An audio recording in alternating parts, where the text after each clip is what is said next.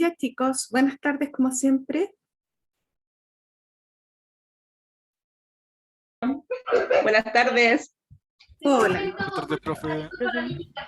hola chicos, gracias por saludar y bienvenidos a esta clase. Ya estamos, como les decía, en la recta final, así es que nos queda poquito. Bienvenidos a todos, estamos en nuestra clase 12 correspondiente al 3 de junio y estamos en este minuto con 16 participantes. No sé si se van a plegar más porque pensando en lo que sucedió ayer en la tarde con la asistencia a la clase integrativa o integradora, me queda un poco la duda. No sé si están con otras actividades, eso lo desconozco. Así es que, de ser así, partiríamos con los que estamos para no ocupar tiempo. Indudable que si hay alguien que está tratando de conectarse, eso no es problema. ¿Ya? Así es que vamos a hacer eso y no sé si hay alguna necesidad antes de partir. Hola profesora, buenas tardes. Hola Juliana. Hola, profe. Buenas tardes. Hola, buenas tardes. Profe, Vamos a aprovechar también de revisar las personas que ayer no pudieron ingresar por tope de horario para que cuando yo actualice la asistencia, esas personas no queden inasistentes, ¿ya? Porque es una causa justificada, ¿ya? profe, ¿Sí? ¿Quién me habla? Baitiere. Dígame. Te escucho bajito, pero voy a subir mi volumen.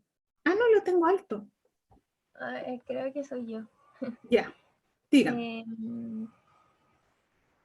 ¿Usted no ha dicho la fecha de la prueba del certamen 2? Está en el sílabus, tendríamos que revisarlo y debiera ser en 3 semanas más, porque nos quedan después de estas 2 clases y de ahí viene el certamen. Ah, entonces esas fechas no han cambiado por el Esa atraso. fecha no. Nada ha Ah, cambiado. Todo lo que teníamos que recuperar lo recuperamos y mi meta es hoy día en la tarde subir las notas de las pruebas. Si entran al sistema, yo en este ratito he estado corrigiendo con una modalidad distinta para hacerlo más rápido, porque mi meta es entregarlas esta semana como corresponde a las 2 semanas de plazo que yo tengo, ¿ya? Entonces, aprovecho a decirles para que vayan viendo en la tarde-noche si están las notas subidas y les voy a mandar también una tabla con las notas, porque el sistema entrega el puntaje, pero no entrega la nota, por lo tanto eso lo tengo que calcular, ¿ya? Y tengo que poner después yo la nota manual, por eso les voy a subir un cuadrito con las notas. Y para agilizar las cosas, para no ocupar más tiempo y postergar la entrega de esta nota, porque una persona preguntó ayer en particular, lo que vamos a hacer es que voy a poner un archivo con las respuestas para las preguntas de desarrollo, que ya las hemos revisado 2 veces más o menos, para que ustedes vayan entendiendo con qué se van a encontrar. Y entonces pongo solamente los puntajes en la prueba que está en el sistema, ¿ya? Y después usted compara.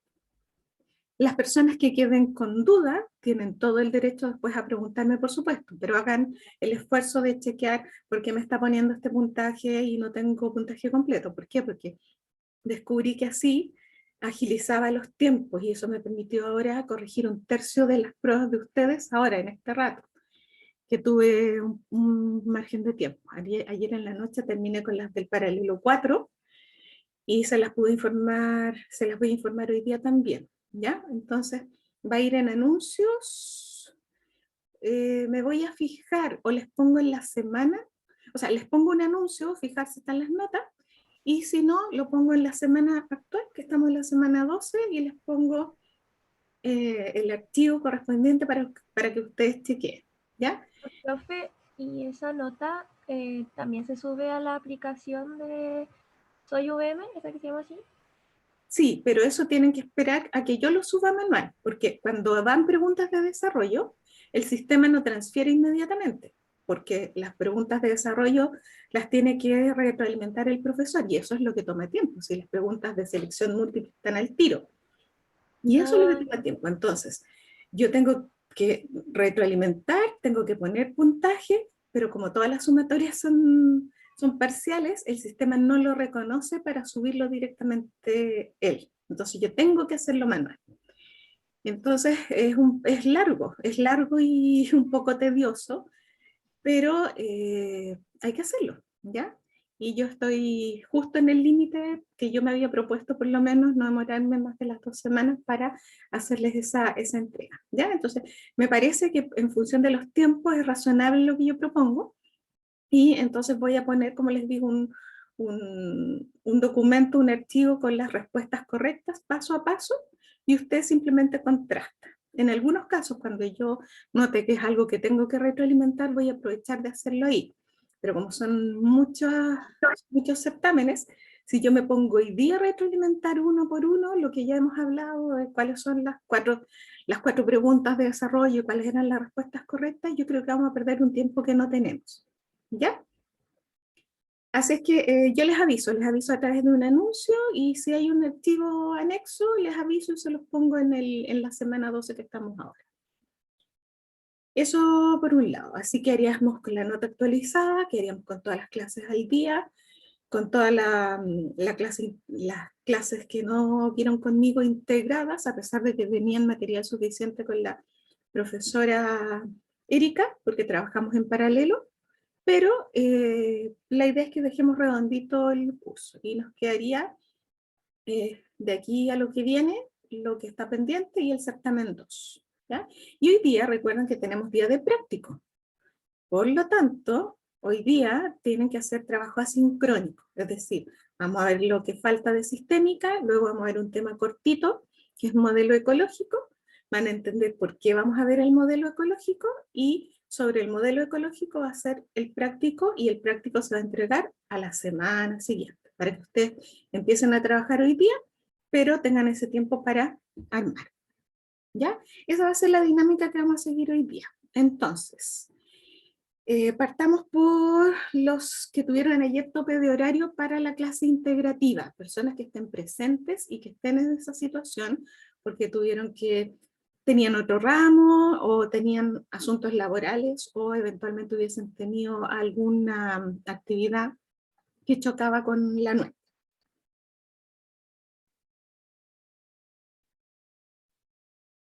Porque veo caras que estuvieron ayer. Veo a Joaquín, veo a la Valentina, a la Constanza, me voy a olvidar de alguno, estaba Verónica también, pero más de alguien pudo no estar. La Catalina Rojas. Yo tampoco estuve presente, profe. Ya, Le dejé pero mi razón son... igualmente en un correo. Dylan, usted ingresó y después se salió, así que yo lo dejé incorporado. Muchas gracias. Sí, las personas que tengo incorporadas son Franco Labarca, corríjanme si me falta alguien, Franco Labarca, Joaquín Carreño, Yulisa Fernández, Génesis Piña, Valentina Salazar, Verónica Moreno, ¿era? Moreno, sí. Juliana, Constanza Miranda, Wesley, se me olvidó el apellido. Baiteare García, Dylan Gamboa, Martina Torres y Yamilet Escobar. Esas son las que yo alcancé a registrar. Hola, profe. Yo igual estuve presente ayer. Marcela Cortés, pongámosla al tiro. Que esperando que llegara el resto no sacamos nunca la foto. Y ahí yo me percaté, ups, y entonces la memoria dije, yo me acuerdo quiénes estaban. Ya, déjenme poner aquí. Me están diciendo, díganmelo oralmente para que no me demore en leer. Estaba por tope de horario, la Catalina, ¿cuál es el apellido? Rojas, profe.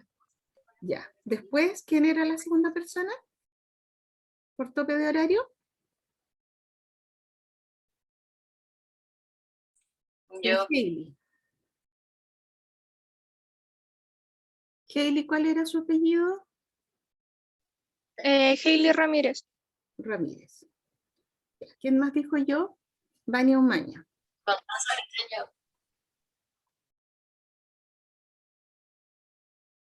Llegué hasta Vania Umaña y Connie Briceño. Acá igual, profe, Enrique González.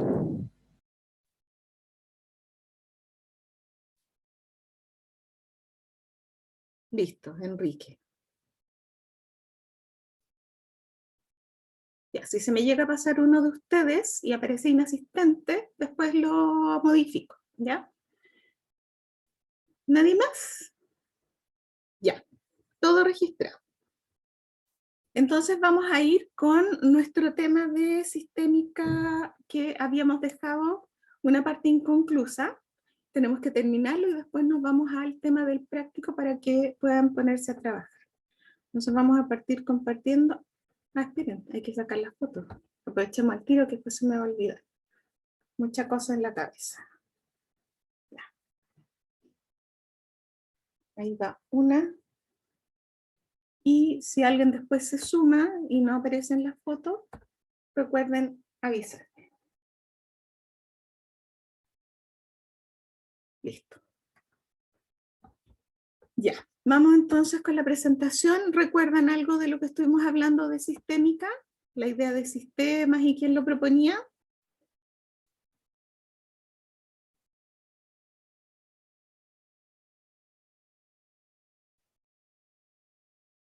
¿Quién se atreve a recordar algo?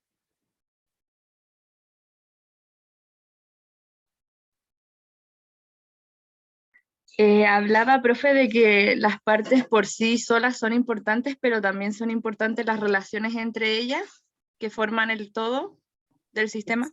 Exacto, súper bien. Entonces había que considerar también las interacciones, las relaciones, como dice usted, porque eso nos acerca a un concepto de totalidad. Perfecto. ¿Alguien se acuerda quién planteaba esto? Era un apellido complicado.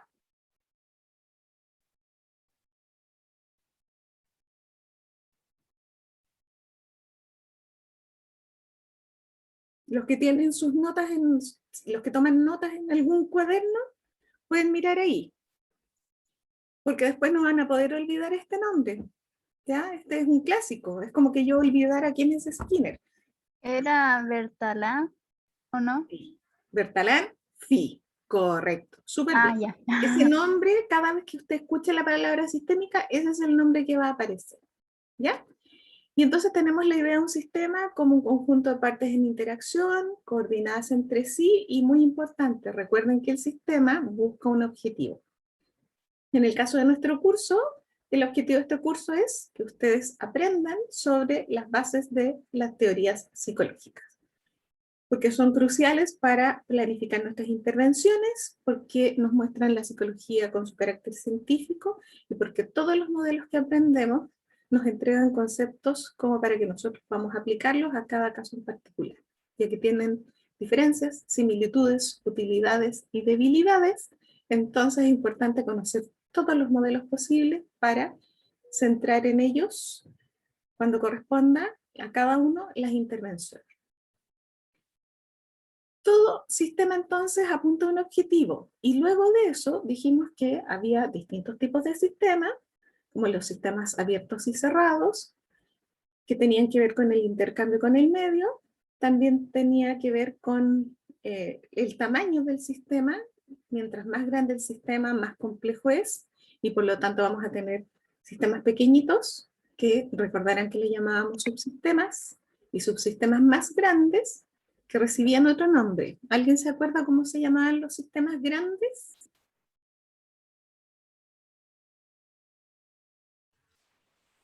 ¿Supersistemas? Supersistema. Y también lo pueden encontrar como suprasistema, que es equivalente. Perfecto.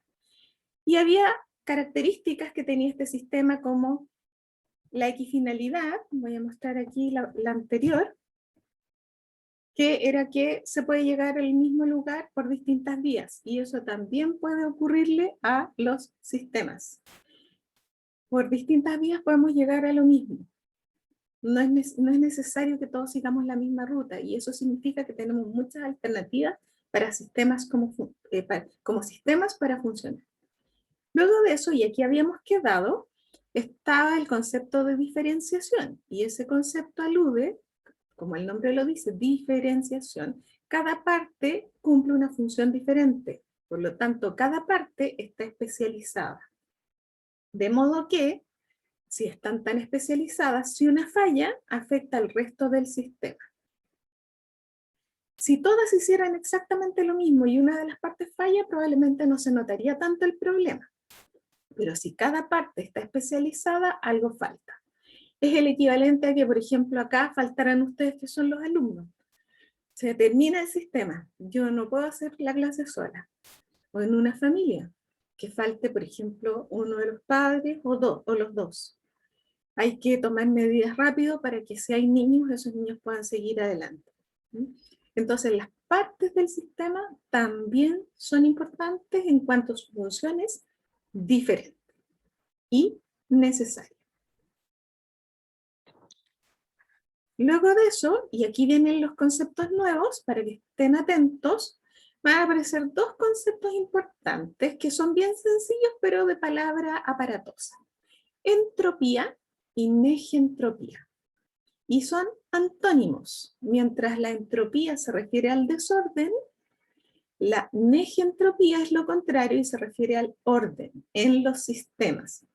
Por lo tanto, los sistemas podrían entrar en entropía y empezar a desorganizarse, y también los sistemas podrían empezar a organizarse mejor y recuperarían su orden, y eso significa negentropía.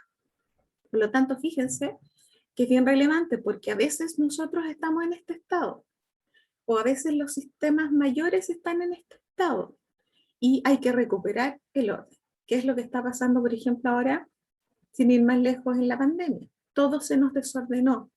Ya las actividades no se hacen donde se hacían regularmente, ni siquiera nos podemos ver a las caras, como aparecían algunas de las preguntas, de algunas de las respuestas, y entonces la vida se nos desordenó. Y lo que debería ocurrir cuando se habla de la nueva normalidad es recuperar parte de ese orden anterior, pero con un cambio. Eso mismo le pasa a los sistemas. Si el sistema sigue desordenado, lo más probable es que sucumba. Por ejemplo, una familia sin reglas se va a desordenar entera. Un colegio sin normas se va a desordenar entero. Necesita que llegue entropía negativa, es decir, lo contrario. Necesita que llegue negentropía. Nuestros pacientes, a ellos también les va a pasar lo mismo. A los cursos del colegio también les va a pasar lo mismo. De repente se van a desordenar, van a entrar en entropía, de repente se van a volver a ordenar, van a entrar en negentropía. Esta tendencia al desorden, si no se hace nada, puede ser creciente, creciente, creciente, tanto que el sistema, no digo que explote, pero que el sistema ya deje de funcionar. Y la información es considerada una fuente de negentropía. Cuando el sistema se desordena, parte de la forma de recuperar esa organización es dándole información. Acuérdense que una de las 3 fuentes del pensamiento sistémico que yo cité tenía que ver con la transmisión de mensajes en la comunicación. Tiene que ver con eso. Si a mí me dan información desde afuera, mi sistema se puede ordenar. Supongamos, van a ir nuestros pacientes a la consulta, van a estar en un estado de desorden, van a sentirse mal, van a estar con síntomas, van a estar alterados. Nosotros les vamos a dar algunas indicaciones dentro de la sesión, y ellos lo más probable es que se ordenen un poquito más con lo que vayan trabajando con nosotros. En el caso de, supongamos lo que está pasando ahora, cuando nos dan instrucciones claras, funcionamos mejor con el control de estos temas de, por ejemplo, el pasaporte verde, o los permisos, que si tengo permiso, que si no tengo permiso, que si se puede, que si no se puede. Cuando nos dan información, esa información ayuda a que baje la entropía, y por lo tanto, la información se considera una forma de negentropía, o entropía negativa, que es exactamente lo mismo. Y si se pierde información, nos volvemos a poner entrópicos. Y luego viene el principio de equilibrio, que lo vamos a sumar también junto con el principio de entropía y negentropía. Vamos a sumar el concepto y principio de equilibrio. ¿Por qué? Porque si ustedes recuerdan, en el ciclo del sistema estaba el proceso de conversión. No sé si se acuerdan, pero entraba energía, eso pasaba un proceso de transformación o conversión, y después salía una energía algo distinto a lo que había entrado, que era el producto. Como siempre vamos a ver muchos procesos de conversión en el sistema está cambiando todos los días, le están pasando cosas, entonces es importante dentro de esa variabilidad mantener un cierto equilibrio. Por lo tanto, el sistema tolera un cierto nivel de cambio. Hay ocasiones en que es necesario el cambio y se busca.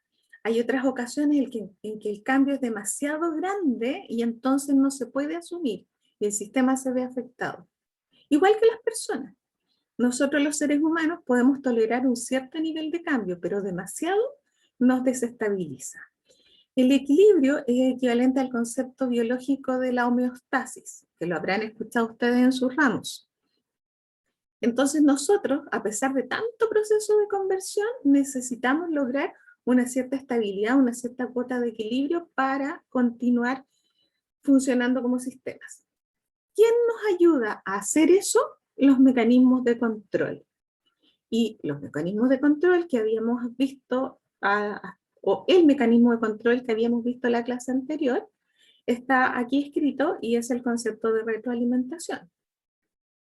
¿Ya? Acuérdense de la idea de que si me entra información, yo desde afuera del sistema yo puedo tomar algunas decisiones. Por ejemplo, el panadero, que el pan no se vende porque está muy salado, entonces necesita recibir esa información de retroalimentación para hacerlo mejor y bajarle la cuota de sal al pan y volver a vender.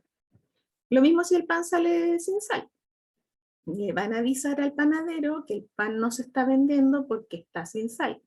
Le va a subir un poco la cuota de sal y probablemente los clientes van a volver. Los sistemas necesitan esos mecanismos de control para mantenerse estables. Y entonces aquí volvemos a citar el concepto de retroalimentación, que ya lo citamos como el cuarto elemento de los sistemas, porque aquí vamos a hacer una distinción compleja, ¿ya? Así que, atención, porque estos dos conceptos cuesta un poquito entenderlos.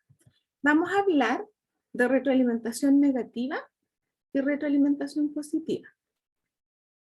Y nuevamente vamos a advertir que hablar de lo positivo y lo negativo no tiene que ver con un juicio de valor.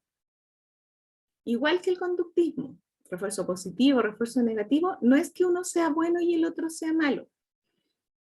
Acá, la idea de la retroalimentación negativa significa que cuando el sistema va para su objetivo y tiene un camino trazado y ese camino se desvía mucho, lo que la retroalimentación negativa hace es disminuir esa desviación. ¿Para qué? Para que el sistema vuelva a su objetivo inicial. ¿Ya? Eso es retroalimentación negativa en un sistema. El sistema tiene un objetivo, se empieza a desviar mucho, y esto, entonces, hay que recuperar el rumbo, y entonces vamos a disminuir la desviación. Esto es bien interesante cómo se estudió. Voy a salirme de aquí un ratito. La Catalina había puesto Ludwig y la Bacteria von Bertalanffy, tal cual, excelente. Esto, chiquillos, sorprendentemente viene de los cañones de guerra. Resulta que los cibernéticos, Wiener sobre todo, lo que hicieron fue estudiar los cañones. Ustedes dirán, ¿qué tienen que ver los cañones? Los cañones, aunque ustedes no lo crean, también funcionan como un sistema. Entonces se dieron cuenta que si el proyectil se desvía, queda la embarrada, porque o daña a otro sujeto, o se pierde el tiro. Y eso en la guerra es fatal, porque necesito conservar los tiros, y los tiros deben ir al enemigo y no al amigo. Entonces se dieron cuenta que si le ponían un mecanismo al cañón que calculara si se estaba desviando mucho de la trayectoria, lo corrigiera. Y miren qué interesante, de esa idea se toma la idea para las ciencias en general, y entonces ahora se entiende el mecanismo de retroalimentación negativo, o retroalimentación negativa, como una forma justamente de disminuir la desviación de los sistemas.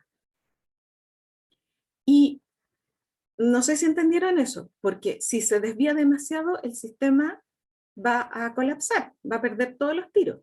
Por lo tanto, hay que reducir la desviación. ¿Se entiende eso?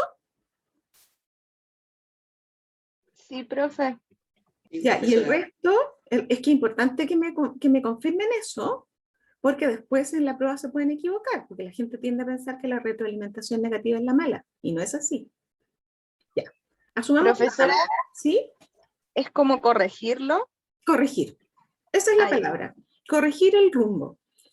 Si yo corrijo el rumbo, entonces estamos bien. Supongamos, ustedes estudian y les damos nosotros los profes la retroalimentación, con los trabajos, con los prácticos. Si nosotros no les hacemos esas correcciones, ¿qué va a pasar? Ustedes van a seguir cometiendo los mismos errores. Por eso corregir es crucial.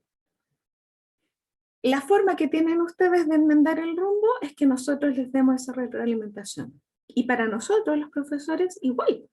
Si nosotros no lo estamos haciendo bien, no estamos siendo claros, no entregamos los contenidos que debemos entregar, los alumnos nos van a mostrar a nosotros que nos estamos equivocando. Y entonces nosotros, los profesores, tendríamos que hacer también, tomar las medidas correctivas. Tendríamos que pasar por un proceso de retroalimentación negativa. Si eso no lo hacemos, no va a haber mejora. Ni ustedes van a aprender más, ni nosotros vamos a enseñar mejor.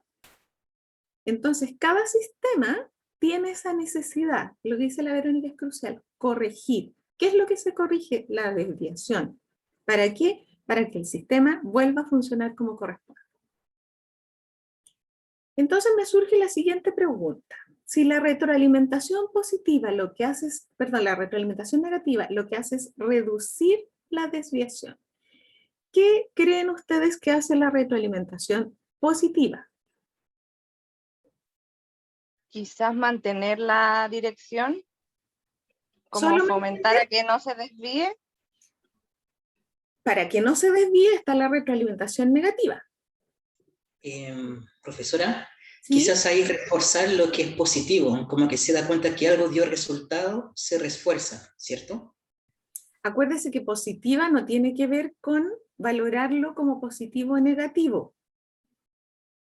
Por lo tanto, tiene que ver, así como en el conductismo, lo positivo era agregar y lo negativo Profe. era quitar, acá, al tiro baitear, acá estamos diciendo que la lógica que estamos usando es que tenemos un objetivo y cuando se desvía, yo hago la corrección, disminuyo la desviación. Baitear. Quizás aquí es todo lo contrario, en vez como de corregir, no se corrige nada.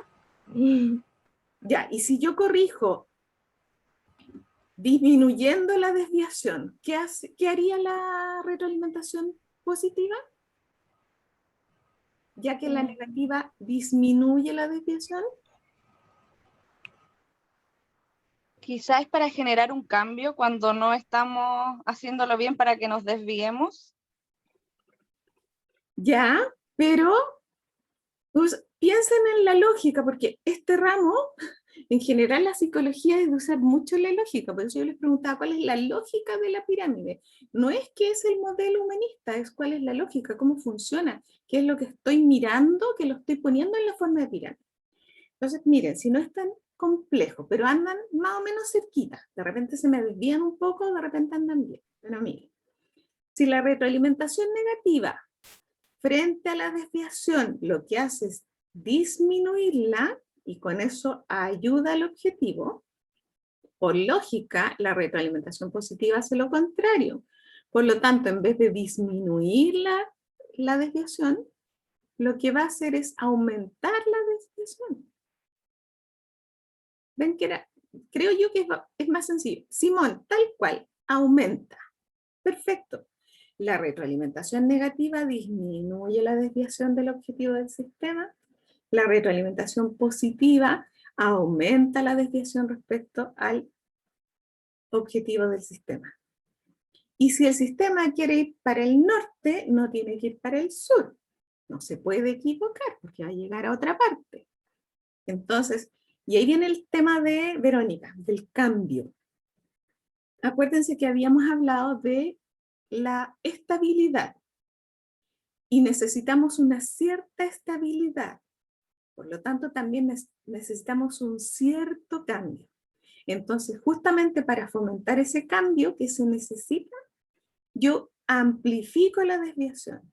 siempre y cuando eso sea bueno para el sistema. Pero si la amplifico demasiado, tampoco sirve. El sistema se puede desbordar, se sucumbe. Por eso todo tiene que ser súper equilibrado. El cambio en la medida justa, para no desviarme muy poco y tampoco desviarme demasiado, porque siempre tenemos que pensar cuál es el objetivo del sistema. En el caso nuestro, por ejemplo, si usted no hace nunca caso de las retroalimentaciones que yo hago, va a ir aumentando la desviación respecto a su objetivo, es que le vaya bien. Pero si usted empieza a hacer caso de las retroalimentaciones, empieza a acercarse. Ahora, si necesitamos un cambio, supongamos en una familia, tiene una guagua. La familia no puede seguir funcionando como siempre. Tiene que hacer algunos cambios. Tiene que hacer un proceso de retroalimentación positiva, pero hasta un cierto límite que sea para acoger esta guagua. Pero si hace demasiado cambio, así como que ya todos viven, todos hagan lo que quieran, vayan a vivir donde sea, se desarma la familia. Y eso significa que el sistema sucumbe. Entonces, hasta un cierto cambio es necesario. Si yo busco el cambio, voy a usar la retroalimentación positiva, pero hasta un cierto punto, teniendo cuidado de que no sea tanto el cambio que el sistema sucumba. Entonces, ese es el principio de los sistemas. Se usa la retroalimentación positiva cuando los sistemas quieren cambiar hasta un cierto punto, y se usa la retroalimentación negativa cuando los sistemas quieren mantenerse igual. Necesitan corregir porque se están desviando mucho. Necesitan cambio, pero no tanto. ¿Ya? Entonces, es bien importante porque esos son mecanismos de control. Se tomó la idea de las máquinas, y yo lo encuentro pero fantástico. La gracia es que nosotros lo podamos aplicar a nuestra realidad de psicólogos. Y cuando el día de mañana cualquiera de ustedes trabaje con familias, se va a acordar, y cuando vean el ramo de sistémica, con mayor razón, porque yo les estoy mostrando el modelo en general, pero después ustedes van a desarrollar el sistema entero y van a aprender cómo hacer terapia de orientación sistémica probablemente. Entonces la gracia es como nosotros bajamos estos contenidos y los aterrizamos a la realidad del fenómeno mental, porque somos psicólogos. Entonces ese es nuestro tema. Y cuando vean familias el día de mañana, van a estar entrenados para mirar cómo se comunican entre ellos en la sesión y van a poder decir de lo que les cuentan y de lo que ven en la sesión, van a poder ver, ahí hubo retroalimentación positiva. O van a decir, ahí hubo retroalimentación negativa. Ustedes se van a acordar de esta clase de primero. Se van a recordar, la retroalimentación negativa era para mantener estabilidad, la retroalimentación positiva era para favorecer un cambio hasta un cierto nivel. ¿Ya? Entonces todo tiene que calzar con el mundo de la psicología, ese es como el espíritu de este ramo. Ya. Si se entendió entonces el concepto de retroalimentación positiva y negativa, estamos en condiciones de avanzar. Y veamos con qué nos encontramos. Ahí estaba el de la retroalimentación positiva. Para cerrar, la utilidad del enfoque sistémico. ¿Para qué sirven todos estos conceptos que nos heredó Ludwig von Bertalanffy y los cibernéticos y los de la teoría de la comunicación?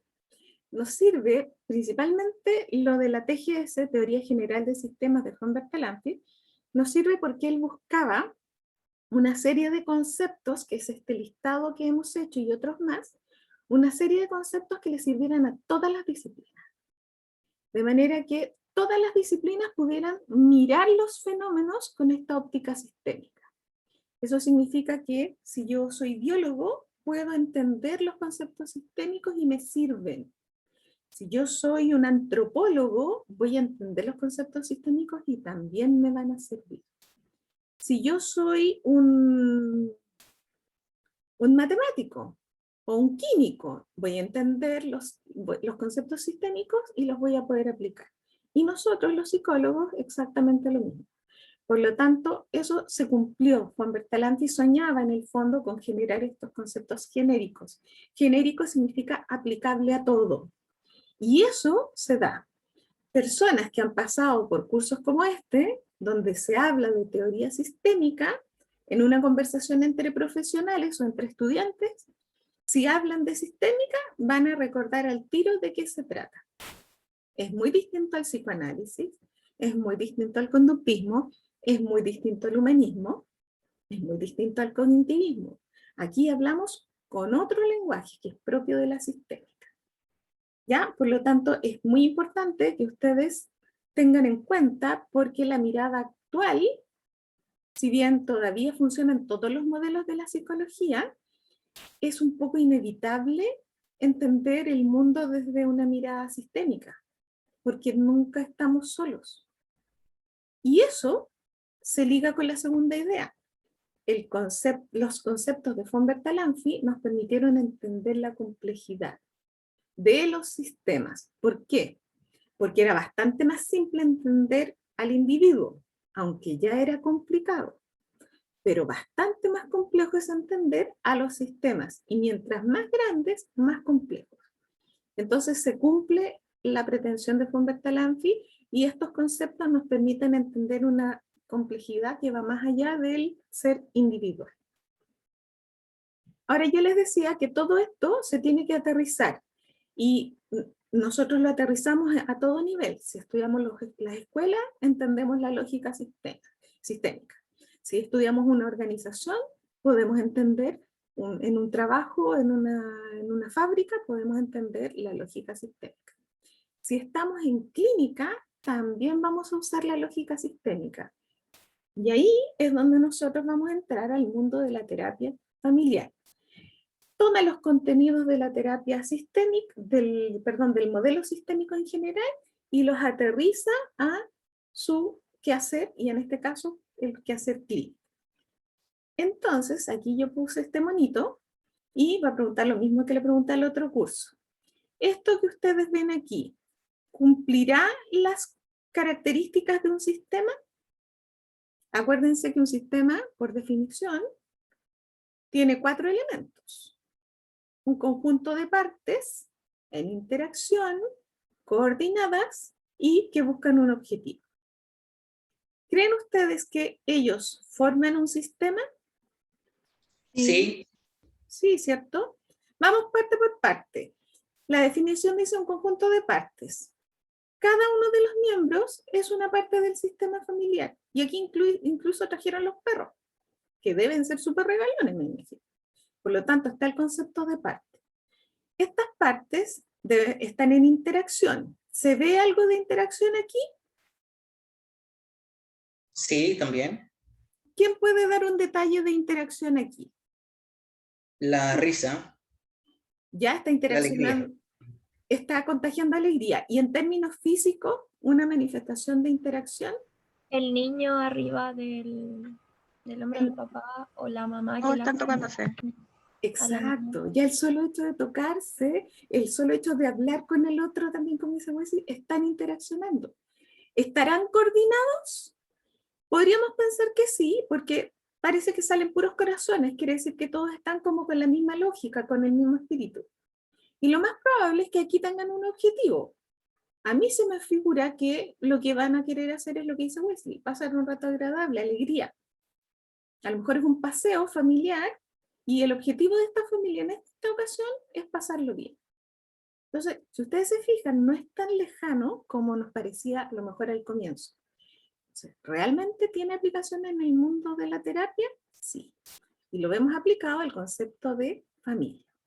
Entonces vamos a ver, sin ser este un curso de terapia, y eso tienen que tenerlo siempre claro, vamos a ver algunas cosas que nosotros miramos para comprender a los sistemas familiares como sistemas. ¿Ya? Esto tiene una historia. Aquí les voy a resumir. Desde el inicio se pensó en psicología en mirar al individuo.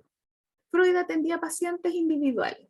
El conductismo en general parte tomando un ratón, y el ratón hace lo que tiene que hacer.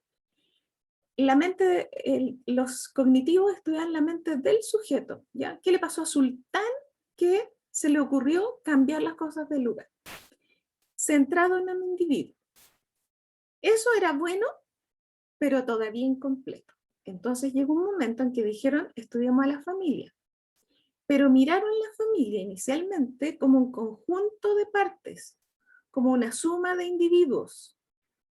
Y si ustedes recuerdan algo de la clase pasada, y algo que dijeron también hoy día al comienzo, Si yo considero solo las partes, me están faltando alguien lo dijo, me están faltando las Interacciones. interacciones. Entonces, fue un avance porque se miró ahora a la familia, pero solo como un conjunto de individuos, no es suficiente. ¿Qué pasó? Piensa que fue Bertalanffy, más o menos entre 20, 40, estuvo planteando su teoría, y eso 40, 60 empezó a publicarse. Entonces, ¿qué pasó? En los años 50 se tomó a la familia, pero ya no como un conjunto de partes, sino como un sistema, como una unidad en sí misma. Entonces surge, a partir de esta mirada de la familia, surge la teoría del sistema familiar, es decir, un sistema con apellido. ¿Cuál es el sistema que vamos a estudiar en psicología? El sistema familiar. Y eso significa que la familia es un sistema completo, es completito, todo lo que hace funciona como sistema. Y lo que se va a empezar a estudiar entonces es qué es lo que caracteriza a esta familia, cuál es la estructura que tiene, cuáles son sus patrones de comunicación y de relación, y de ahí se van a obtener elementos para ayudar a la familia. Entonces se considera que TFS, aquí es terapia familiar sistémica, se considera entonces que el sistema familiar es un sistema abierto, que le pasa lo mismo que a todos los sistemas abiertos. Les llega energía, les llega información, hacen sus procesos de conversión, luego de eso exportan hacia afuera, se están comunicando con el mundo exterior y funcionan en todos los planos. Son una unidad en todos los planos, biológico, psicológico, social e incluso espiritual. ¿Ya? Entonces, miren qué bonito, porque ya era complejo estudiar al individuo, pero ahora la psicología tomó el desafío de estudiar a la familia, y esto es desde los años 50. Antes esto no se hacía. Al entender esto, pasó algo súper mágico también, y es que apareció el concepto de paciente índice. Y el concepto de paciente índice es el paciente que la familia identifica como enfermo o portador de patología. Índice, yo voy a hacer con mi dedo índice, es el que dice, tú tienes el problema, lo indica como el problemático. Sin embargo, la terapia familiar lo que va a decir es que el comportamiento de ese sujeto tiene que ver con lo que está ocurriendo al interior de la familia. El problema del individuo ahora tiene que ver con su grupo familiar. ¿Y qué sucedió? Que casos que no se resolvían con una mirada individual se pudieron resolver con una mirada sistémica. Y eso fue un tremendo avance. Y a partir de esa fecha entonces se empieza a teorizar en psicología fuertemente sobre los sistemas familiares para poder abrir la atención terapéutica y no solo considerar al individuo, sino considerarlo con su grupo familiar. Si ustedes se fijan, es de toda lógica, porque con quienes más compartimos probablemente es con nuestra familia. Por lo tanto, todo lo que nos pasa ahí nos impacta. Entonces, este concepto de paciente índice es importante que lo entiendan. Es el paciente que generalmente nos llevan a la terapia.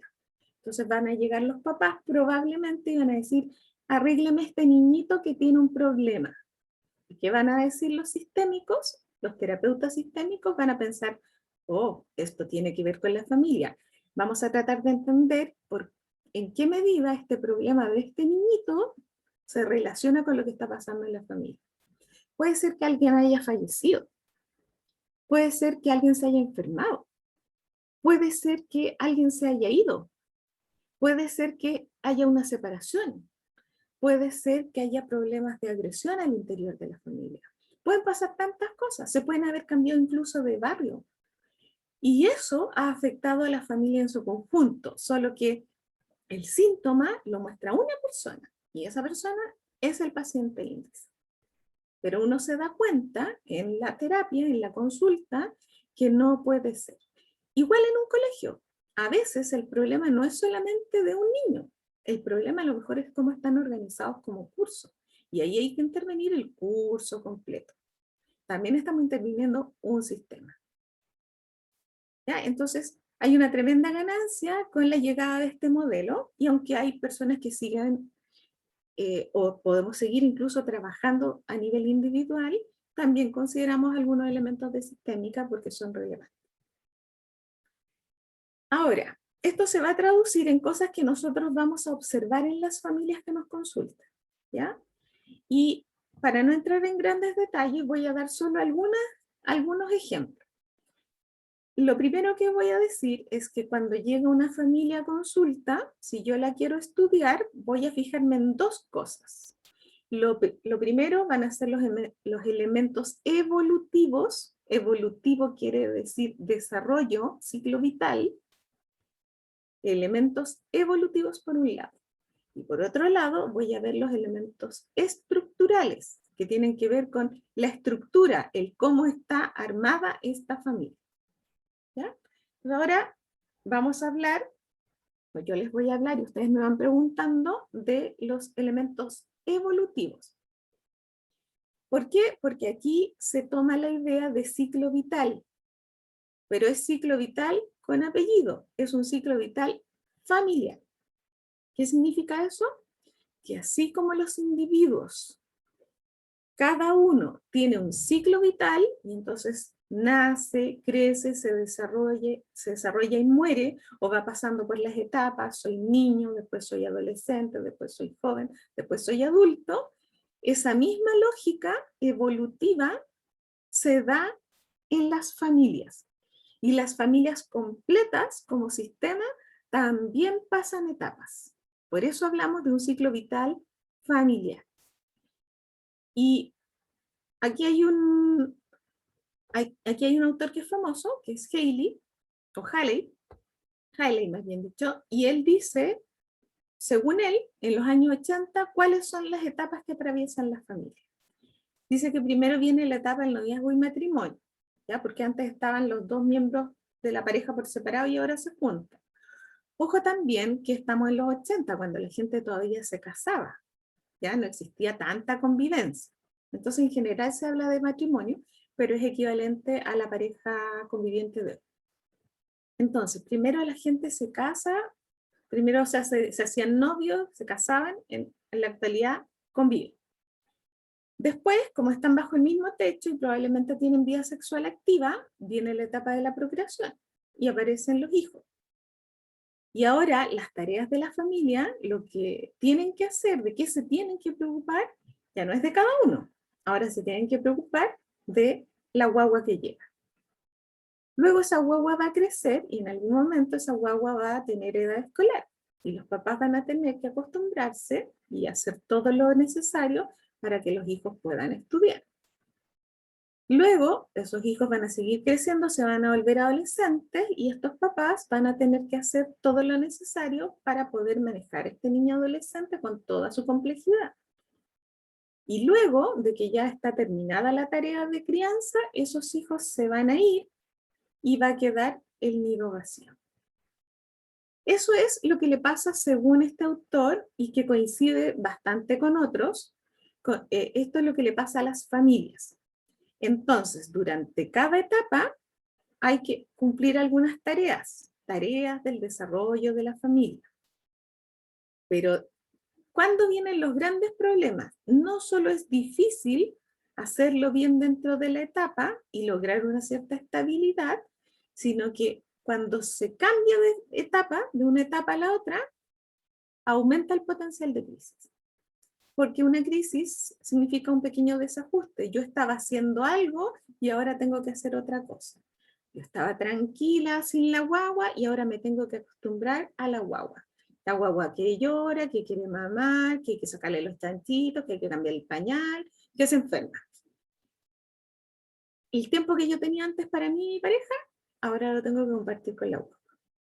La guagua está bien, la tenemos bien alimentada, bien cuidada, y de repente esta guagua crece y tenemos que dar el paso de que vaya al jardín infantil o al colegio. Esa etapa también es una etapa de transición y es un cambio.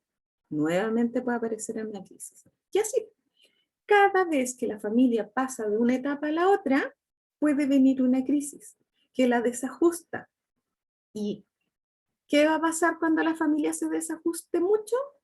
Lo más probable es que aparezcan los síntomas, a lo menos en un miembro del sistema. ¿Y qué va a hacer la terapia? Va a decir dos cosas, acordándose del paciente índice. Primero, los síntomas tienen que ver con que algo le pasó a la familia. El sistema se desordenó, se perturbó. Segundo, están con una dificultad, por lo tanto, ¿qué vamos a hacer en la terapia? Les vamos a ayudar a salir de esa dificultad. Les vamos a dar información, les vamos a dar sugerencias, indicaciones, les vamos a mostrar lo que es normal, lo que no es normal, y les vamos a dar algunos consejos, que hagan algunos cambios para afrontar esta nueva etapa.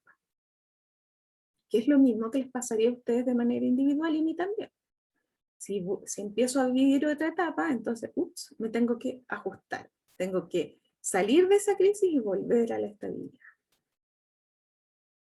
¿Se entiende lo que más o menos he ido tratando de explicar? Sí, profe. Sí. Se entiende. ¿Sí? Ya, hablamos de elementos evolutivos. Ciclo vital familiar. Eso significa evolutivo. Pasar por etapas de desarrollo. Eso es una parte de lo que vamos a mirar. Pero además de esto, tenemos otra cosa para mirar y yo les dije que se llamaba estructura, que es lo que vamos a ver a continuación. Hablar de estructura implica varias cosas. Primero, vamos a conocer el concepto de estructura familiar. Y esto significa mirar todas las relaciones que se dan entre los miembros del sistema.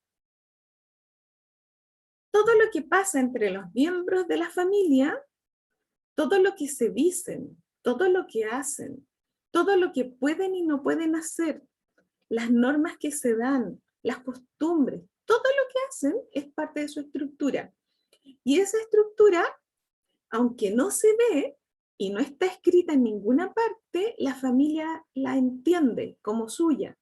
Actúa así. Entonces va a aparecer este autor, que es Salvador Minujín, que es un argentino, que en los años 70 describió esto. Dijo, lo que pasa es que las familias tienen un ajuste invisible, es decir, que no se ve. Y ese ajuste tiene que ver con establecer patrones de lo que se hace, de lo que se dice, y todo lo que se hace y se dice en la familia es la forma que este sistema tiene de funcionar y sostenerse. Por lo tanto, conocer la estructura de esa familia también es muy importante. Y aunque no es visible, porque es un ajuste invisible, no significa que no tenga incidencia. Influye y mucho, porque influye en las decisiones que toma la familia y también influye en la forma como se comunican. Entonces esto es súper importante verlo también, igual que lo evolutivo. Porque cuando llega una familia a la consulta, ustedes además de pensar en qué etapa del ciclo vital familiar estarán, qué necesidad estarán teniendo, qué crisis pueden estar viviendo, ustedes además van a poder mirar esta estructura que es invisible, pero que con el relato de los pacientes o con las costumbres de los pacientes se deja ver. Si ustedes hacen el ejercicio con sus propias familias, lo que se hace, lo que se dice, lo que no se hace, los temas que se hablan, los que no se hablan, las costumbres, quién la lleva en esa familia, si son las mujeres, si son los hombres, quién es el rol más activo, si los niños se mandan solos o es una familia súper autoritaria, si son organizados o desorganizados, todo eso que no está escrito en ninguna parte y que es particular de su familia, si usted se pone a pensar ahora, probablemente lo va a ver, porque todas las familias son distintas. En estricto rigor, no es que una estructura sea mejor que la otra, solamente no es que una sea buena y una mala, solamente funciona mejor. ¿Eh? Entonces uno siempre respeta la estructura de esa familia, porque las familias se han dado a sí mismas esa estructura, han generado patrones de comunicación. Entonces, sin entrar en detalle, cada uno podría pensar cómo es mi familia, qué patrones hay ahí, de qué temas se hablan, de qué temas no se hablan, quiénes son las figuras más protagónicas, Mandan los niños, mandan los papás, mandan los abuelos, mandan las mujeres, mandan los hombres. Los hombres son activos, son pasivos, las mujeres son activas, pasivas. Eso, si ustedes revisan su propia familia, van a encontrar su estructura. Y eso es lo que tendrían que hacer si estuvieran atendiendo familias. Tendrían que estar mirando no solo la etapa del ciclo familiar, sino también esta estructura que cada uno tiene. ¿Ya? Si se entiende ese concepto y ustedes pueden hacer el ejercicio personal hacia adentro sin revelar nada, háganlo. ¿Ya? Porque cuando estén mirando eso, estén pensando en su familia, ustedes se van a dar cuenta que podemos encontrar dos familias exactamente iguales. Misma cantidad de hijos, misma edad de los padres, todo igual. Pero la estructura va a tener diferencia. Porque la estructura es de ese sistema. Ese es el primer concepto estructural. Si hablamos de conceptos estructurales, entonces tenemos que entender qué es la estructura. Lo acabamos de ver. La red completa de relaciones que se dan entre los elementos del sistema y que hace que se establezcan patrones de cómo relacionarse. Primer elemento estructural. Ahora vamos a pasar a un segundo. El segundo elemento estructural son los subsistemas familiares. Y me imagino que les llamará la atención que hablamos de subsistemas pero con apellido, tal como lo hemos venido haciendo. Ciclo vital, familiar. Ahora, subsistema familiar. La misma idea de subsistema que nos decía la teoría general de sistemas, pero ahora aplicado a la familia. ¿Y para qué están los subsistemas? Para desarrollar las funciones al interior de la familia. Entonces, ¿cuáles son los subsistemas clásicos? Dentro de una familia vamos a encontrar el subsistema conyugal, que es equivalente al matrimonio o la pareja, que cumple su rol de pareja. El subsistema parental o parentofilial, que tiene que ver con el rol de los padres, y por lo tanto esos padres en relación con sus hijos, y los hijos en relación con los padres, ¿qué hace cada uno desde ese rol? Y luego, si, esto asumiendo que hay hijos, porque si no hay hijos, no hay subsistema parental, porque para que haya subsistema parental, tiene que haber padres e hijos. Lo mismo el subsistema fraterno. Si la familia tiene un solo hijo, no hay hermanos, por lo tanto no hay subsistema fraterno. Los hijos únicos no tienen subsistema fraterno. Y el subsistema fraterno va a aparecer cuando ya por lo menos hay dos hijos. Entonces, entre ellos tienen el rol de hermanos. Entonces, fíjense las diferencias que pueden encontrar. Se pueden encontrar en una familia donde no haya hijos. Se pueden encontrar con una familia donde no hay hermanos. O se pueden encontrar con una familia supernumeraria que tiene, no sé, 10 hijos. Y por lo tanto hay 10 hermanos. ¿Ya? Entonces, eso va a generar una dinámica distinta en cada uno de esos sistemas. Pues también vamos a mirar. Profesora, ¿Sí? ¿Quién me habla? una consulta. Sí, fantástico, me Verónica. encanta. Ya. ¿Qué ocurre en las familias? Por ejemplo, a mí me pasa que yo vivo con mi papá y dos de mis hermanas, y tengo otra hermana que vive con mi mamá, pero también como que se da esta dinámica de quedarnos allá y acá. ¿Qué pasa ahí? O sea, por ejemplo, yo también soy parte del otro sistema con mi mamá, a pesar de que vivo acá, ¿o cómo funciona así? Pero, disculpe, usted no vive con su mamá, pero vive con... Vivo con mi papá y dos hermanas, Ya, y mi mamá vive con otra de mis hermanas. ya. Y son, bueno, no le voy a preguntar detalles, pero Ujú. son los padres de todos, son los mismos padres de todos, a eso me refiero. Porque No, podría- la que vive con mi mamá no, es otro padre. entonces es media hermana. Ajá, Claro, entonces ahí se formó, me imagino que hubo una separación, no vamos a entrar en detalles, pero después se rearmó la vida de su mamá hizo pareja con otra persona y nació una hija. Ellos ya conforman un subsistema aparte, pero como ustedes están en relación, y me imagino que se vinculan, que sería un caso particular, en otros casos no hay relación, simplemente se separan y no se ven más, entonces genera una dinámica particular. Porque los que viven dentro de la casa, como ha cambiado el concepto de familia, porque antes, acuérdense, la idea era la familia nunca se va a separar, los padres nunca se van a divorciar, y ahora todo eso cambió. Tenemos ley de divorcio, la gente se separa, etc. Entonces, ustedes con su papá conformaron un nuevo sistema familiar, porque son los que viven bajo el mismo techo. Su mamá con su hermana y su nueva pareja conformó un nuevo sistema familiar. Dependiendo de la cantidad de relación que hay entre los dos sistemas, habría que ver cuál es el tipo de estructura que se están dando, ¿ya? Porque genera diferencia. Cuando esto no ocurría, estaban todos bajo el mismo techo siempre. Pero ahora, lo que está pasando en la sociedad es que eso ha cambiado. Entonces se generaron dos subsistemas, pero los miembros, la mitad de los miembros al menos siguen conexión. Y aparece la idea de la medio hermana, que significa que coinciden en la madre, pero no coinciden con el padre, y eso también genera una diferencia. Ya genera una diferencia en términos genéticos, porque la medio hermana tiene la carga genética mitad de su mamá y mitad de su papá biológico. Y entonces ya pueden haber diferencias por el tema biológico, personas diferentes. Y ustedes tienen otra carga genética y tendrán otras influencias que han tenido que ver con la forma como se han puesto a vivir con su papá. Entonces, ahí se armaron, en estricto rigor, se armaron dos sistemas familiares. Lo que pasa es que hay miembros que están compartiendo de alguna manera porque el vínculo sigue ahí, y eso les va a dar una dinámica particular. ¿Ya? Pero son dos sistemas. Alanis. Sí, no hay problema. Recién se pudo conectar y está en la lista. La vamos a poner. Presente. Alanis. Será Alanis Menares.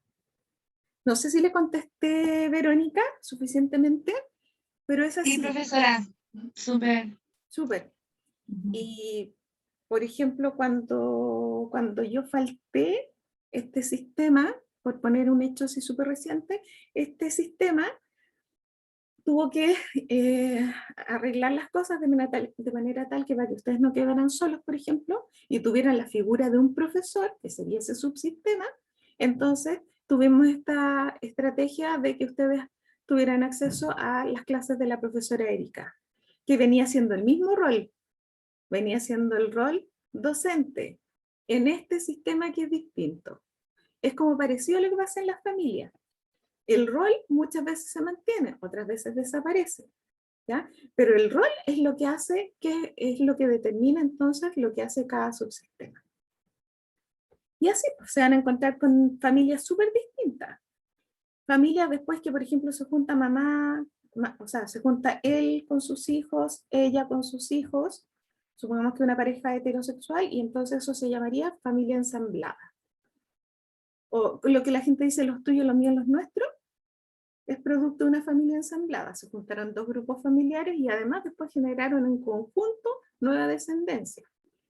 Entonces ahí se da una situación particular. Los niños son en parte, uno es hermano y con los otros no tiene relación fraterna, pero parece que interactúan como si fueran hermanos desde siempre, ¿ya? Por la capacidad de adaptación que tenemos las personas. Todo eso va a hacer que cada familia sea distinta y hay que respetar esa estructura. Esto después ustedes lo van a ver en detalle, fantásticamente, con la profesora de sistémica y con la profesora de familia, que se va a explayar mucho más. El último concepto que vamos a mirar es el concepto de límite, porque generalmente la gente habla de los límites, y los límites son importantes también, y son una característica, un elemento estructural. No tiene que ver con etapa evolutiva, tiene que ver con estructura familiar. Y los límites pueden ser de tres tipos. O los límites son claros, o los límites son difusos, o los límites son rígidos. Y los vamos a poner en un continuo, ¿ya? Como que tuviéramos una línea aquí horizontal, y en el medio van a estar los límites claros. Si se va a la familia hacia un extremo, va a tener límites difusos. Si la familia se va al otro extremo, va a tener límites rígidos. ¿A qué me refiero? Vámonos por el medio, que es como el equilibrio. Un límite claro es un límite que se ve, se distingue, no hay que estarse preguntando, no hay ambigüedad, está bien definido, pero se puede modificar con facilidad si es necesario. ¿Ya? Entonces, los límites a mí me los tienen que mostrar. ¿Ya? Por ejemplo, a un niñito pequeño hay que mostrarle los límites, si no el niñito pequeño va a hacer lo que quiera, y tal como decimos, le faltaron límites. Cuando la gente dice eso, le faltaron límites, es porque los límites en realidad fueron muy difusos. Nunca le dijeron lo que tenía que hacer, hasta dónde podía llegar. Entonces, lo que no se ve, lo que está difuso, yo simplemente me lo salto. Nunca me dijeron que no podía pegarle a mi hermano, entonces yo le pego. No me pusieron ese límite. Lo atravieso nomás, me lo salto. Nunca me dijeron que no podía llegar después de las 2 de la mañana y yo llego a las 4, llego a las 5, me da lo mismo. Ese límite no me lo pusieron claro, me lo dejaron difuso. ¿Ya? Entonces, el límite tiene que ser suficientemente claro, tiene que estar especificado, pero cuando sea necesario hay que poder modificarlo. Por ejemplo, no voy a dejar ir al niño de 5 años a una fiesta a la 1 de la mañana, pero al Lolo de 17, 18 a la 1 de la mañana está empezando. Entonces tengo que cambiar. Se tiene que modificar el límite porque, por ejemplo, en este caso, la edad cambió. Entonces hay que actualizar los límites, hay que flexibilizar. Cuando los límites son solo difusos, se nos van a un extremo y simplemente no son claros, nadie los definió, entonces los saltamos. Y si eso pasa en la familia, imagínense, nadie sabe lo que hacer. Todos hacen lo que quieren y eso es un desorden. ¿Bien? En el otro extremo, supongamos que los límites son todo lo contrario. Los límites van a estar muy marcados, rígidamente marcados. Y cuando algo está rígidamente marcado, no es muy fácil de modificar. Es como una piedra, no cambia. Si la familia se va hacia ese extremo, lo que va a ocurrir es que no van a dejar hacer nada. O no van a dejar que yo me relacione con nadie. ¿Ya? ¿Por qué? Porque la rigidez hace que eso no se pueda cambiar. Entonces, la familia, por ejemplo, con el niño de 17 años, el joven, sigue actuando exactamente lo mismo, exactamente de la misma manera que como cuando tenía 5 años. Las mismas normas, los mismos castigos, los mismos incentivos, y eso no sirve, porque las reglas hay que irlas cambiando cuando se necesita. ¿Ya? Entonces, la idea del límite es tener claro lo que yo tengo que hacer, pero tener la suficiente capacidad para cambiar cuando se requiere. Flexibilidad. Ni tan difuso, ni tan rígido. Y si eso está así, y los límites son claros, la familia funciona bien. Pero si los límites o se ponen muy difusos, o se ponen muy rígidos, la familia probablemente entre en un problema. Y ahí la familia probablemente va a llegar a consultar. ¿Ya? Porque algo está pasando, algo está fallando. Esas son las cosas más o menos que nosotros miramos, haciendo un resumen muy resumido, son más o menos las cosas que miramos desde el modelo sistémico. Tomamos las ideas a préstamo desde von Bertalanffy y lo que hicimos fue aplicarlas al sistema familiar y usar esas herramientas para nuestra acción terapéutica. Porque si la familia no tiene los límites claros, los subsistemas no están funcionando como deben funcionar, los padres no están haciendo lo que tienen que hacer y los hijos no están respondiendo como tienen que responder, ahí nosotros asesoramos y ayudamos a modificar los límites que están muy difusos o que están muy rígidos, a redefinir los roles de los subsistemas porque a lo mejor están confusos, a responsabilizar a los que se tienen que responsabilizar, a quitarle responsabilidad a los que hay que quitarle responsabilidad que son los niños, hasta cierto punto hay que darle normas, pero no responsabilidades adultas. Entonces eso lo podemos entender si es que aplicamos la sistémica a la familia. De eso se trata entonces el trabajo en terapia sistémica. Espero que le haya quedado un panorama de más o menos lo que ustedes podrían llegar a hacer el día de mañana si es que se deciden a trabajar con familias. Y estos conceptos les van a ser de mucha utilidad. ¿Ya? ¿Preguntas sobre lo tratado? Ánimo que estamos, yo sé que es hora de almuerzo, pero queda poco. Ánimo y atrévanse a hablarme, porfa, para que yo no empiece a inquietarme, porque la Verónica me ayuda, porque interactúa conmigo, la Juliana también, la Daitiare también, pero el José... Alanis, la estamos escuchando, pero con eco. Ya. La Catalina Rojas dice... Sí, todo claro, profe, que tiene muy un poco mal le está fallando el computador, por eso no se había conectado tampoco. Oh, le está fallando el computador. Oh, qué fatal. Ya, ojalá que se arregle. Ya, chicos, vamos a hacer un cambio y no vamos a hacer la pausa todavía para que después de que terminemos ustedes queden liberados porque van a tener trabajo asincrónico, ¿ya? Entonces yo prefiero cerrar ahora, que son 5 para las 3, tampoco llevamos tanto rato. Entonces les propongo que terminemos y después queden liberados para su actividad. Pueden aprovechar Ya, profe. y ir al bañito, ¿ya? Ya, porque tenemos que hacer un cambio, porque vamos a introducir un nuevo tema que es el tema de el práctico. Parte 2. Entonces, nos vamos a ir a una teoría que es la teoría ecológica. La teoría ecológica, me imagino que a ustedes les suena como ecológico. ¿A qué les suena la palabra ecológico? ¿Se reutiliza? Como el medio ambiente, no sé. Cuidar el planeta, medio ambiente, ya. Como que tierra también.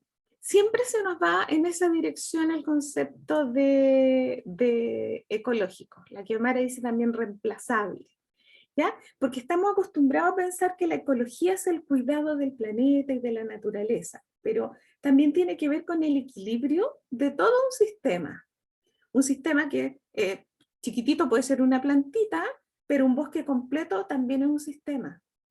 Miren qué interesante, como decía von Bertalanffy, que se aplica a todas las disciplinas. Entender una planta versus entender un bosque completo requiere también una óptica sistémica, ¿ya? Entonces, tiene que ver en parte con eso, por supuesto, pero va más allá de eso, porque el autor, que es Uri Bronfenbrenner, aquí vamos a tener otro nombre complejo, Uri Bronfenbrenner en los años 70 empieza a pensar que, más o menos parecido a los sistémicos, que estudiar solo al individuo es incompleto, porque el individuo nunca está solo, o muy pocas veces está solo. Y entonces genera su propia teoría que se llama teoría ecológica, que va a ir más allá del cuidado de la naturaleza porque va a mostrar otra cosa. Y eso es lo que yo les voy a presentar ahora y sobre lo que ustedes van a trabajar el práctico. El autor es Uri Bronfenbrenner, lo voy a empezar a mostrar. Y esto va a estar en el resumen.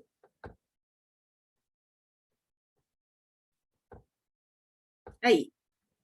Apellido complicado. El autor es Uri Bronfenbrenner. No confundir con von Bertalanffy, porque estamos hablando de dos autores distintos. Y la teoría de Uri Bronfenbrenner es también una teoría de sistemas, ¿ya? La teoría de von Bertalanffy no es la única. Hay otras que tienen la misma forma de pensar, y en este caso es una teoría de sistemas que plantea que el individuo es un elemento dentro de un sistema y que siempre está en interacción con el medio que lo rodea, con el ambiente. Y que todo lo que rodea al sujeto impacta en su desarrollo. Es una teoría que nos va mostrando sistemas cada vez más grandes y más complejos. Acuérdense que teníamos la posibilidad de tener sistemas chiquititos y supersistemas o suprasistemas. Tiene la misma lógica. Nos muestra que el individuo es un sistema y está rodeado de una serie de sistemas cada vez más grandes. Y todos esos sistemas le están influyendo, pero además el individuo está en una interacción permanente con esos sistemas, y a eso le llama relación dialéctica. Dialéctico significa de ida y de vuelta. El individuo se relaciona con los sistemas, los sistemas se relacionan con el individuo. El individuo hace cosas y el sistema tiene una influencia sobre ese individuo. De hecho, Bronfenbrenner, que trabaja mucho con niños, dice que nuestras posibilidades de desarrollo en gran medida dependen de los grandes sistemas que nos rodean. No todo el desarrollo tiene que ver con nosotros, porque el contexto nos influye demasiado. Y es una teoría que muestra sistemas dentro de sistemas, ¿ya? Dada esta lógica del tamaño, puede haber un sistema pequeñito que está dentro de un sistema mayor, y ese sistema mayor está dentro de un sistema aún mayor, y ese sistema aún mayor está dentro de un sistema aún mayor que a lo mejor lo engloba todo. Tal como veíamos en algún minuto, la idea de nuestro curso, por ejemplo. Nuestro curso es el paralelo 3 de Psicología de Teoría. Nosotros somos parte de un sistema que es la carrera de Psicología. La carrera de Psicología es parte de una universidad, que es un contexto mayor. La universidad está dentro de las universidades chilenas, un gran sistema. Entonces, tiene razón. No solo está el individuo, sino que el individuo está inserto en una serie de sistemas y cada sistema está inserto en el siguiente nivel. Es como que está contenido en el otro. Y por eso que está esta influencia. El sistema siempre de alguna manera me está influenciando y yo también de alguna manera, a lo mejor muy pequeña, muy sutil, también voy a estar influyendo en una relación dialéctica. Bronfenbrenner en los años 70 publica entonces sus 5 sistemas, que son clásicos. Esos sistemas yo se los voy a mostrar, pero también se los voy a dar por escrito en el resumen. Se los voy a subir en un ratito al aula virtual. Entonces lo que yo tengo preparado es la primera información. Después ustedes van a tener acceso a más. ¿Cuáles son los 5 subsistemas? ¿Cuáles son los 5 sistemas, perdón, de Bronfenbrenner? Tienen nombres así como de sistema. Microsistema, el más pequeñito. Si amplío un poco la óptica, voy a llegar al mesosistema, que voy a volver. Si amplío la óptica, voy a llegar al exosistema. Si es más grande, voy a estar en el macrosistema. Entonces vamos a explicar más o menos cada uno, pero ustedes después van a investigar un poco más. El microsistema tiene que ver con el individuo concreto, con sus relaciones muy estrechas, por ejemplo, la familia nuclear. ¿Qué es lo que nos pasa a nosotros? Probablemente la gente con la que más nos relacionamos es la familia cercana, la que vive bajo el mismo techo. Luego nos relacionamos con sistemas que están cerca y con los que también tenemos ciertas relaciones, pero no son relaciones cara a cara de todos los días. Como por ejemplo, la familia más cercana, pero que no es la familia nuclear. ¿Ya? Por ejemplo, lo que contaba Verónica, si podemos usar su ejemplo, su nuevo sistema sería el que está en relación con el nuevo sistema familiar de la mamá, con la nueva medio hermana, y eso sería parte de su mesosistema. ¿Por qué? Porque son 1 o 2 contextos bastante cercanos al microsistema con el que se relaciona. Después del mesosistema, si ampliamos la óptica y agrandamos el sistema, llegamos al exosistema, donde el individuo se relaciona pero solo indirectamente. Incluso puede que no se relacione tanto, pero de alguna manera le puede influir. ¿Ya? Por ejemplo, la familia más extensa con la que no me veo a lo mejor mucho. ¿Ya? El primo en 3er grado del no sé cuantito, ya, no lo veo casi nunca. A veces me puede influir. También, por ejemplo, el sistema educativo. Pongamos nosotros, somos parte de la Universidad de Viña del Mar, pero la Universidad de Viña del Mar está dentro del sistema educativo chileno. Si hay una decisión en el sistema educativo chileno, nos va a afectar a nosotros igual, porque la decisión del exosistema va a influir en el sistema anterior, que era el mesosistema. ¿Ya? Si ampliamos más la óptica todavía, vamos a llegar a el macrosistema, y el macrosistema tiene que ver con la ideología, los valores y la cultura en la que estamos insertos. Entonces, por ejemplo, nosotros estamos en Chile. Estamos rodeados y estamos insertos en una cultura chilena. Si nos salimos de ahí, estamos insertos en una cultura, por ejemplo, latinoamericana. Entonces, de ahí salen una serie de valores, costumbres y principios que también nos influyen. No es lo mismo vivir en Sudamérica, con las características que nosotros tenemos, que irse a vivir a un país, por ejemplo, nórdico, donde la gente dicen, yo no lo he comprobado, pero dicen que es más fría, más distante, más individualista, más independiente, versus nosotros que somos como súper de piel, súper de grupo, por eso que estamos súper afectados por la pandemia. Entonces, los valores, las costumbres de la sociedad son parte del macrosistema y eso nos influye. Y finalmente hay un quinto sistema que es más difícil a lo mejor de entender, pero no es tanto, que es el cronosistema. Cuando hablamos de crono, tiene que ver con el tiempo. Y esto significa que nosotros también estamos influenciados por la etapa que estamos viviendo y sobre todo por las condiciones sociohistóricas en las que nos tocó desarrollarnos. Por ejemplo, hay una tremenda diferencia entre ustedes y yo, que está dada obviamente en principio por la edad, y es que, por ejemplo, ustedes se supone que son la generación tecnológica.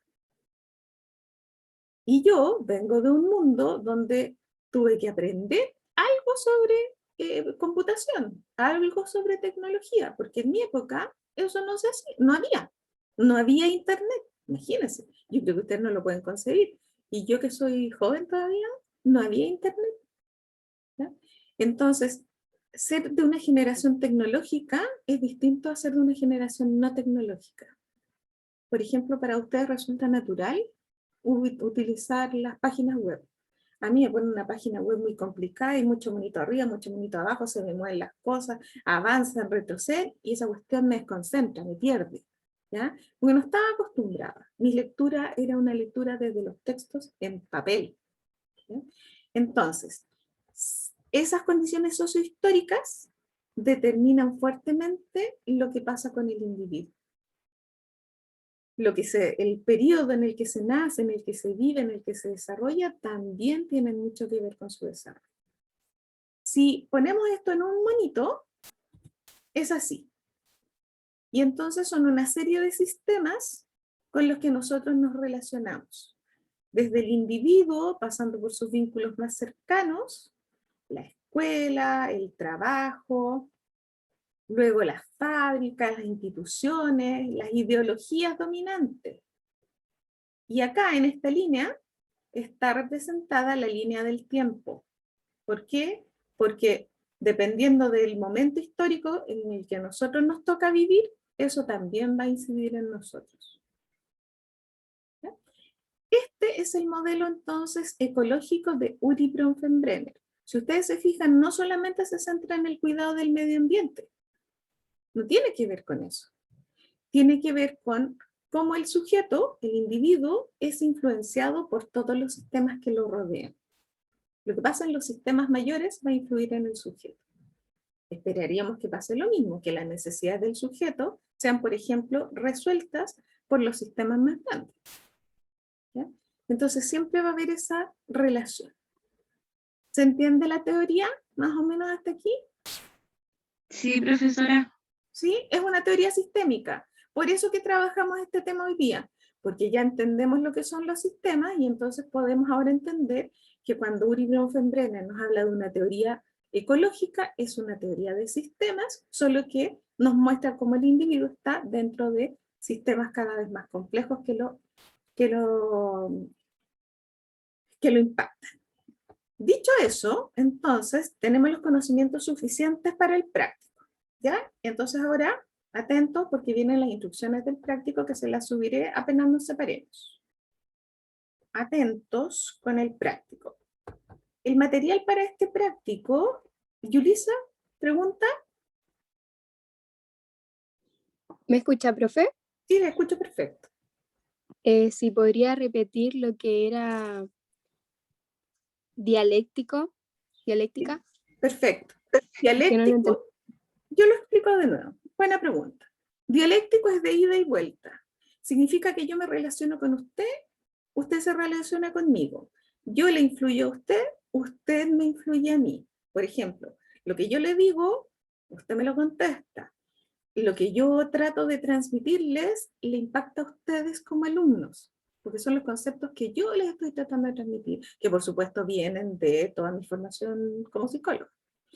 Por ejemplo, cuando la Universidad Viña del Mar se declara inclusiva, eso genera una relación, genera un impacto, porque nosotros empezamos a vivir la inclusión, empezamos a acomodar las cosas para que, por ejemplo, las personas con alguna situación diferente o con capacidades diferentes puedan acceder a la universidad, ¿ya? O, por ejemplo, ahora que nos tuvimos que adaptar, estamos haciendo teletrabajo, y entonces nosotros estamos en permanente relación. Ustedes se relacionan conmigo y yo me relaciono con ustedes. La relación es de ida y vuelta. Eso es dialéctico.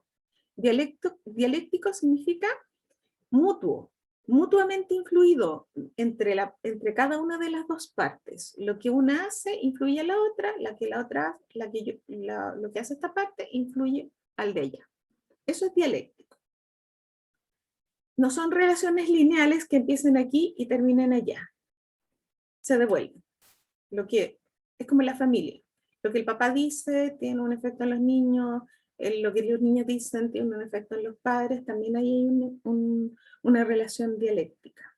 Todo lo que es de ida y vuelta, en términos conceptuales, en términos de cómo me relaciono con el otro, es dialéctico. ¿Ya?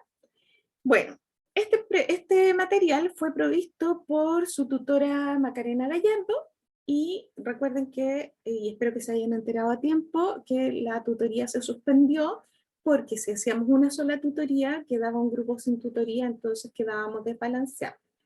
Y ella entonces lo que hizo fue generar un material para apoyarlos a ustedes en este práctico, que es el que estoy presentando yo a continuación. Son 2 diapos nomás, ¿ya? Entonces, vamos a poner la primera, que son las instrucciones. Vamos a trabajar el práctico sobre teoría ecológica de Uri Bronfenbrenner.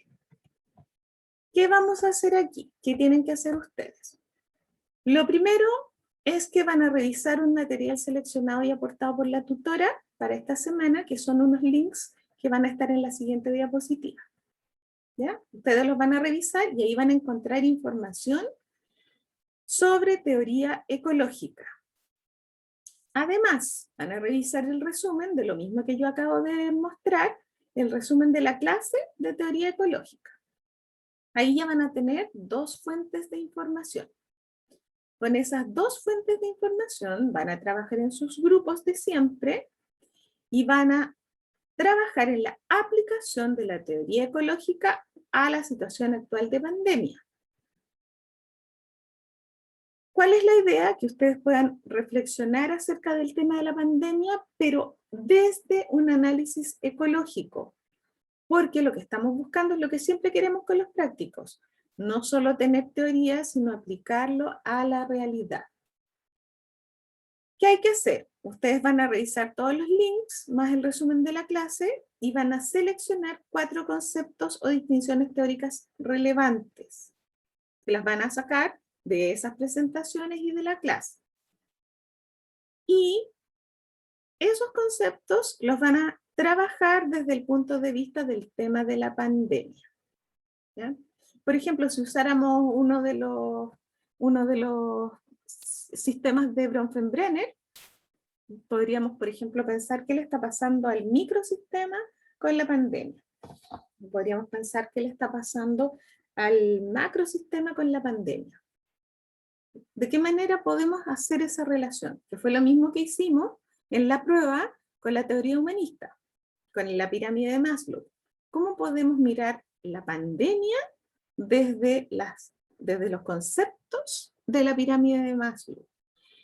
Y entonces van a trabajar 4 conceptos que cada grupo elegirá y van a fundamentar. Ojo, importante, desarrollen las ideas, no basta con poner frases sueltas. ¿Ya? No basta con decir, y entonces se cumple el tercer sistema. No sirve. Tengo que explicar. me voy a centrar en este sistema, Uri Bronfenbrenner lo define de esta manera, y pensando en la realidad de la pandemia, lo que vemos es que este sistema está impactado de tal manera, ¿ya? No frases sueltas, desarrollo de ideas, que fue algo en lo que fallaron varios en la fundamentación en la prueba. Fundamentar significa desarrollar, y desarrollar en base a algún material que a mí me han pasado, que yo he buscado, que en este caso son los links. Ojo que estamos trabajando conceptualmente para entender los conceptos. Yo no les estoy pidiendo una reflexión personal de su sentir, que puede ser muy respetable, pero no es lo que estoy buscando en este minuto, ¿ya? Por lo tanto, espero que nadie se ponga a decir, que se quede conforme con, oh, qué terrible la situación que estamos viviendo y estoy súper afectada. Eso no me sirve. Lo que yo necesito es que ustedes trabajen los conceptos, que es lo mismo que hemos hecho todo el tiempo. ¿Ya? Entonces, PPT va a ir al aula al tiro, solo que necesito saber si las instrucciones se entienden, de lo contrario hay que hacerles cambios. Sí se entienden, profesora. ¿Sí? Ya. Análisis ecológico, 4 conceptos de distinciones teóricas, análisis conceptual, y no es una reflexión sobre su sentir. Miren el material que encontró la tutora Macarena. Tenemos 2 presentaciones PPT, tenemos un presi y tenemos un mapa conceptual. Y ustedes van a encontrar información gráfica incluso entretenida de lo que estamos hablando, que les va a servir, porque ahí van a aparecer conceptos nuevos, les va a servir para que ustedes trabajen. ¿Ya? Entonces, ese fue el aporte que ella nos hizo, y encontró material súper bueno, y yo lo revisé, así es que estoy totalmente de acuerdo con la elección que ella hizo. Ustedes revisan esos links y ahí van a obtener información.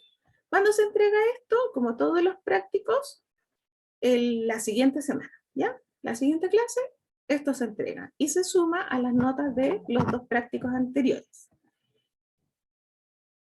Fernanda dice, ¿no se puede cambiar los grupos? Se puede, no es lo ideal, porque a esta altura ya va quedando poco, pero si se cambian, primera cosa, avisarle al grupo que están saliendo. Supongo que es por una causa justificada. Y me avisan a qué grupos se están incorporando, porque cuando yo ponga la nota me tengo que fijar y no ponerla en el grupo anterior. ¿Ya?